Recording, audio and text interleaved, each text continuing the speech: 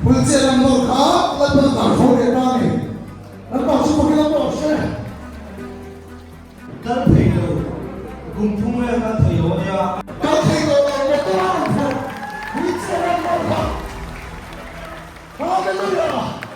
Tapi hi aro pui khop mai athim phurna atua kumsom som ani to athim the ngai lama akal the ko lova wheelchair anwan dor do nia tuna hian athim the to aron kal the ko ani Hallelujah! Nagpasok lang po siya.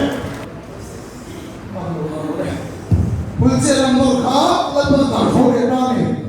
Nagpasok lang po siya. At hindi po na lusura, eksemo ka dito. Kung so ka dito.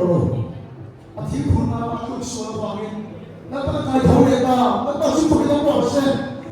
ni kuma chama strong ko pangin akal the to lova din su din kaya mase akal the ngai lova sai na hala Ay, ito nga.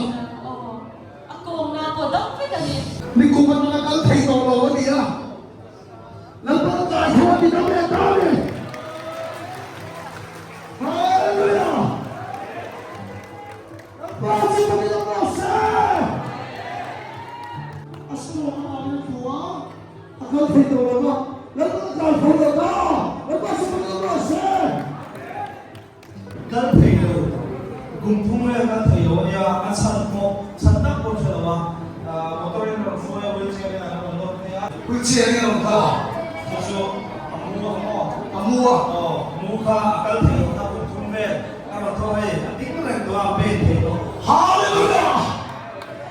Karoon eh. Karoon eh.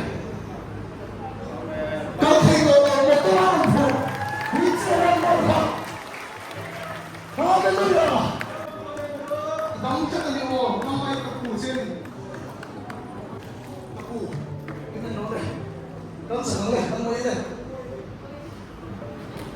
Hallelujah!